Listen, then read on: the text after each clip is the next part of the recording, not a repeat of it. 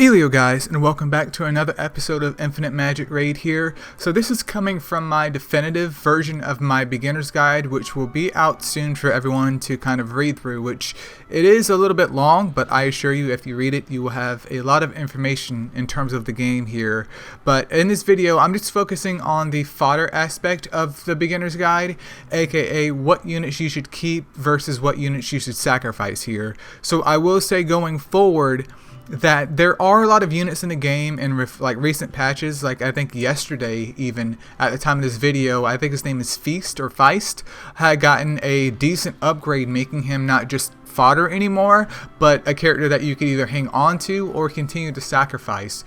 But before we get into the whole fodder conversation here, let me go to the world map and kind of use this as an example to kind of explain the logic behind this decision here. So I'm just going to click on any stage, doesn't really matter. Before you start sacrificing units though, you should have already picked out your party. So say for instance you're not using Holder, because obviously Holder is a very efficient carry, but you don't have to use Holder to progress to the story. As you can see, there's no Holder in my team. But let's say that you ended up going with Rosalia. You have Magus, you can have Liz, doesn't really matter. You have Reliant, and let's also say you have Mori and Margarita. So we have a wave clear slash a very good kind of main carry DPS.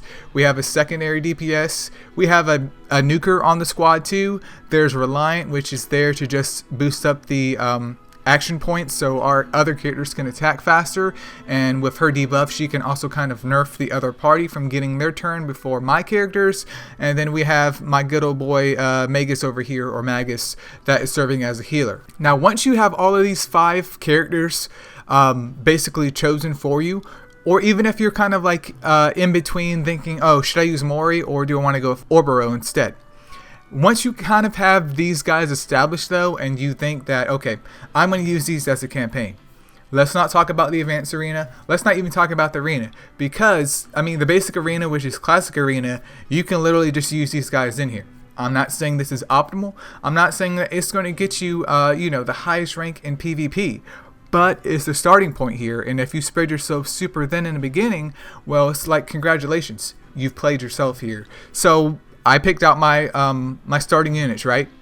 The next thing that you should do is any other character that you pull after this, go ahead and decide right then and there if it's a character that you think is worth using down the line or not worth using down the line. Now I will include a screenshot of what I deemed as fodder, at least at the time of this video, even though I know a couple new units came out here, but the premises is the exact same thing here, where basically you kind of choose and focus on building up your main team first, because it's not like this is going to be the last time that you ever get to see or pull these characters. I will say that it may be a while here, but it's not going to be the last time. So even if you pull other characters, because you guys can check over here, like I have a whole bunch of Holder copies. I have Fodder, there's Capello, I have a Melassa, I have 4 Wims just hanging out, there's a Reliant, 3 Edens, 2 Liz's, 3 Maguses, I have a Norma. Like, I have plenty of units over here sitting on the sidelines because I will build them in the future.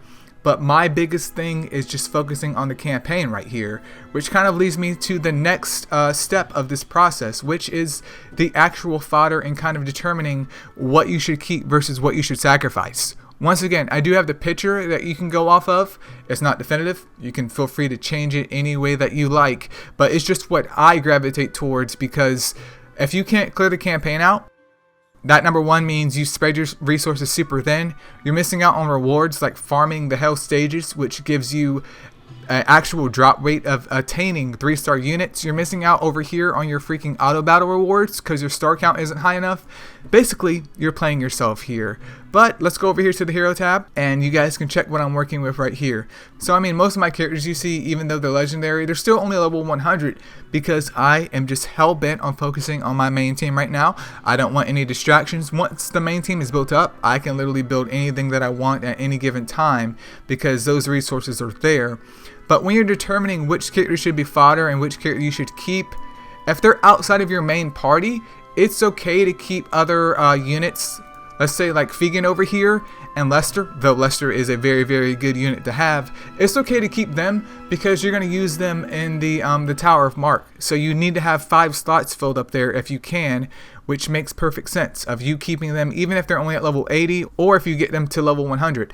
It's not that big of a deal. However, once you start pulling excessive characters like Igia, I'm not a big fan of Igia. I personally just burn him as soon as I can. So obviously once I get other units up, I will be burning him. He's going to the graveyard because I need to progress in the game, and I get him commonly enough to where if I want to build him up in the future, that's not really an issue.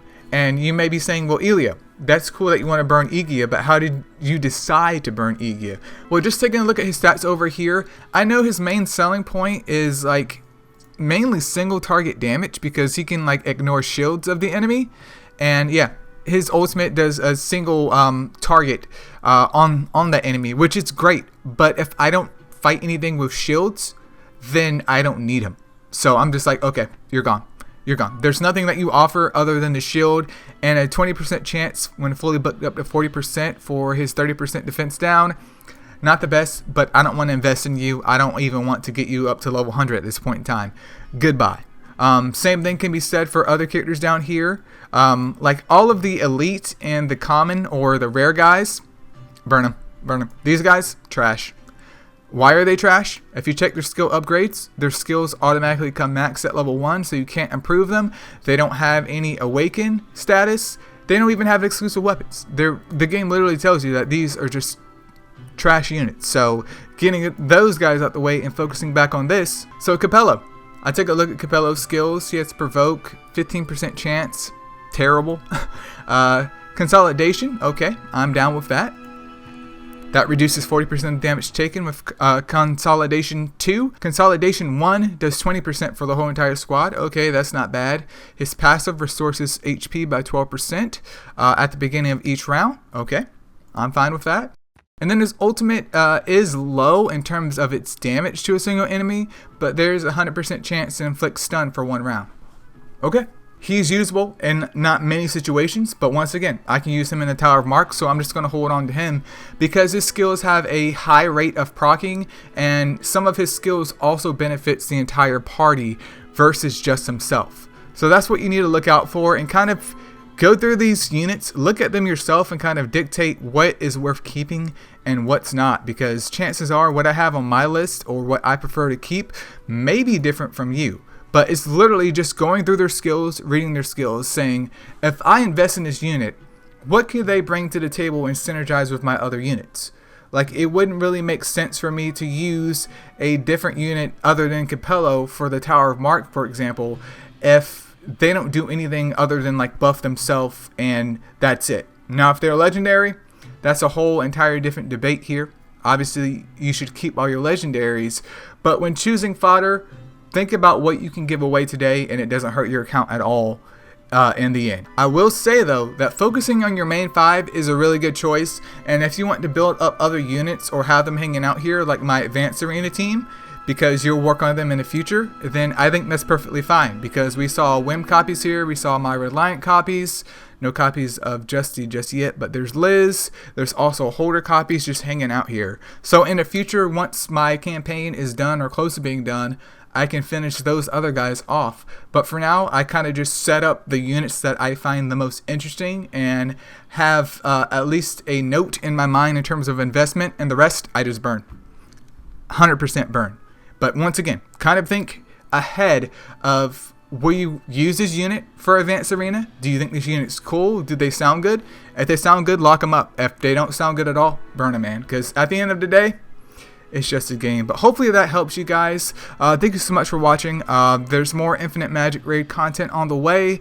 Check me out over here on the subreddit if you haven't already. Stay tuned for that definitive beginner's guide because it has a whole bunch of pictures and goodies and stuff like that. And yeah, that's pretty much it. See ya.